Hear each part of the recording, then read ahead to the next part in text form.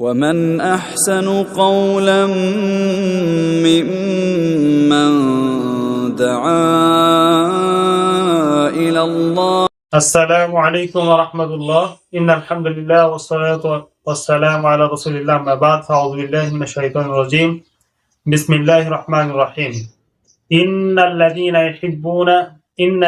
يحبون أن تشيع الفاحشة في الذين آمنوا لهم عذاب أليم في الدنيا والآخرة والله يعلم وأنتم لا تعلمون. সকল প্রশংসা সেই মহান রব্বুল আলামিনের, যিনি আমাদেরকে আরেকটি নতুন বিষয় নিয়ে উপস্থিত হওয়ার তৌফিক দান করলেন। পড়ছি আলহামদুলিল্লাহ, শেষ নবীর প্রতি দুরূদ পড়ছি সাল্লাল্লাহু আলাইহি ওয়াসাল্লাম। আজকের আলোচ্য বিষয় মুমিন জীবনে ফাহশা এর প্রচলন ও তা প্রতিরোধের উপায়। আজকে আমরা তেলাওয়াত করেছি সূরা নূরের 19 নম্বর আয়াত। এখানে আল্লাহ তাআলা বলছেন, ইন্নাল্লাযীনা ইউহিব্বুনা, নিশ্চয় যারা ভালোবাসে, আন তাশিআল ফাহিশাতু ফিল্লাযীনা আমানু, যে ঈমানদারদের মধ্যে ফাহশা ছড়িয়ে যাক, অশ্লীলতা ছড়িয়ে পড়ুক যারা কামনা করে, সে যে ব্যক্তির মধ্য থেকেই হোক না কেন, লাহুম আযাবুন আলীম, তাদের জন্য রয়েছে যন্ত্রণাদায়ক কঠোর শাস্তি। ফিদ দুনিয়া, শুধু আখিরাতে না, ফিদ দুনিয়া, দুনিয়াতে, ওয়াল আখিরা, আখিরাতে। আল্লাহু ইয়ালামু, আল্লাহ জানেন, ওয়া আনতুম লা তা'লামুন, আর তোমরা জানো না। এই শাস্তি কতটা ভয়াবহ দুনিয়ার বুকে হতে পারে, আখিরাতে কতটা ভয়াবহ হতে পারে, আল্লাহ তাআলা সর্বোচ্চ ভালো জানেন। তাহলে এখানে আমরা যে বিষয়টা লক্ষ্য করলাম, যে ফাহশা শুধু নিজে করে বিষয়টা এমন না, কেউ কামনা করে যে ফাহশা ছড়িয়ে পড়ুক, তার জন্য রয়েছে আরো যন্ত্রণাদায়ক শাস্তি। আজকে আমরা আমাদের কথা, কাজে, কর্মে, টেলিভিশনে, মিডিয়ায়, বিভিন্ন প্রোগ্রামে বিভিন্নভাবে অশ্লীলতাকে বারবার উপস্থাপন করে যাচ্ছে, যা এই আয়াতের প্রতিফলন। আজকে যে টেলিভিশনে ইসলামিক আলোচনা চলছে, সেই টেলিভিশনে কিছুক্ষণ পর নগ্নতা, উস্কানিমূলক ভিডিও সাইলাব হয়ে যায়। এই আয়াতের প্রতিফলন হবে না। এই টিভি চ্যানেলে ইসলামিক আলোচনা প্রচার করে ইসলাম মানি এমনটা দেখানো কোনোভাবে যুক্তিযুক্ত না। কারণ আল্লাহ তাআলা নিজে বলেন, তারা কি কোরআনের কিছু অংশ মানতে চায় আর কিছু অংশ অস্বীকার করতে চায়, তারা তো ক্ষতিগ্রস্ত।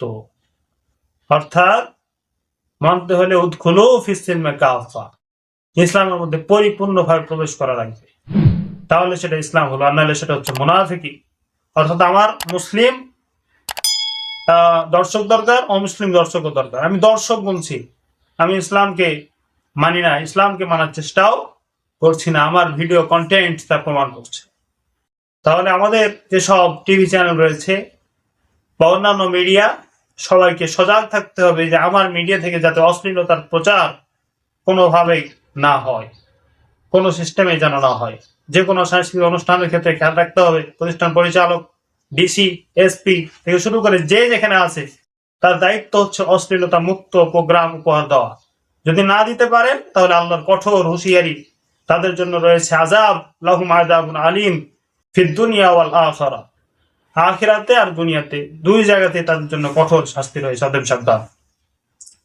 এরপরে আমরা আরেকটু জায়গা থেকে ঘুরে আসি। আল্লাহ তাআলা সূরা মায়দার মধ্যে বলছেন, তাআওয়ানু আলাল বিররি ওয়াত তাকওয়া, তোমরা একে অপরকে ভালো কাজে সাহায্য সহযোগিতা করো।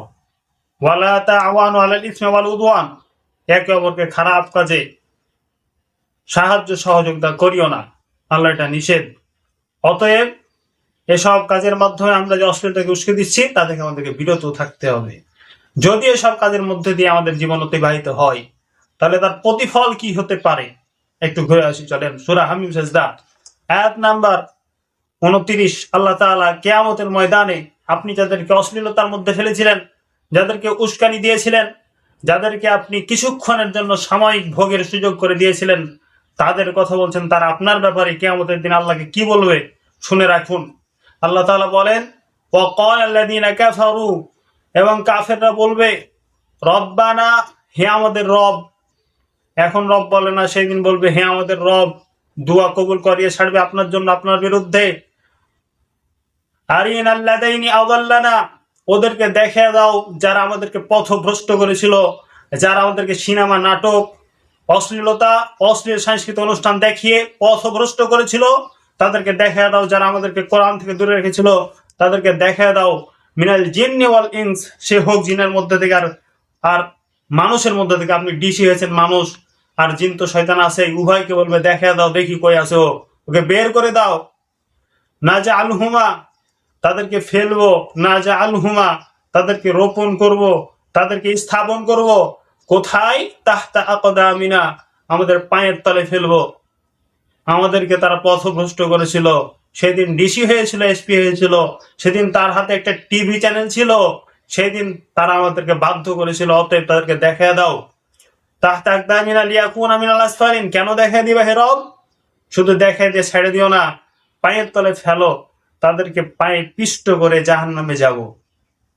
অতএব এইখান থেকে শিক্ষা নিতে হবে, যদি দুনিয়াতে শান্তি পেতে চাই, আখিরাতে যদি সম্মানের সহিত বাঁচতে চাই, তাহলে অবশ্যই আমাদেরকে অশ্লীল ফাহশা থেকে নিজেকে বাঁচতে হবে, অন্যকে বাঁচাতে হবে। আজকে আমি বিভিন্ন বাহিনীতে চাকরিরত, আলহামদুলিল্লাহ। আজকে আমি বিভিন্ন প্রতিষ্ঠানের দায়িত্বশীল, আলহামদুলিল্লাহ। কিন্তু এই প্রতিষ্ঠানের দায়িত্ব আল্লাহর আমানত। আমি আজকে পুলিশ বাহিনীতে আছি, আজকে আমি শিক্ষক প্রধান, বিভিন্ন জায়গায় আমার দায়িত্ব। আমি দেখতে পাচ্ছি চোখের সামনে একটা ছেলে মেয়ে অশ্লীলতার সহিত ঘুরে বেড়াচ্ছে, তাদের বৈবাহিক কোনো সম্পর্ক নাই, আমি নিষেধ করছি না। অথচ বৈবাহিক সম্পর্কের ক্ষেত্রে আমার কত বিধি নিষেধ। 18 বছর হয় নাই, 7 বছর বয়স, হ্যাঁ ঠিক আছে বুঝলাম, 7 বছর বয়স হলে বিয়ে দিবে না, ইসলাম এটা চায় না। ইসলাম উভয়ের সম্মতি ক্রমে বিবাহকে বৈধ বলেছে, সম্মতি নাই বিবাহ বৈধ হবে না। কিন্তু আপনি উভয়ের সম্মতি থাকার পরও অনেক সময় বিবাহ বন্ধ করে দেয় বিভিন্ন কজ দেখিয়ে। আর অথচ যেখানে সম্মতি আছে, অথচ জীবনে নিরাপত্তা নাই, সেটাকে আপনি বাধা দিচ্ছেন না। আপনি দেখতে পাচ্ছেন রাতের বেলা উস্কানিমূলক কার্যক্রম, ছেলে মেয়ের হাঁটা চলা আপনার চোখে পড়ছে, পুলিশ সুপার আপনাকে বলছে। অতএব আপনাকে খুবই সাবধানতার সহিত ডিউটি পালন করতে হবে।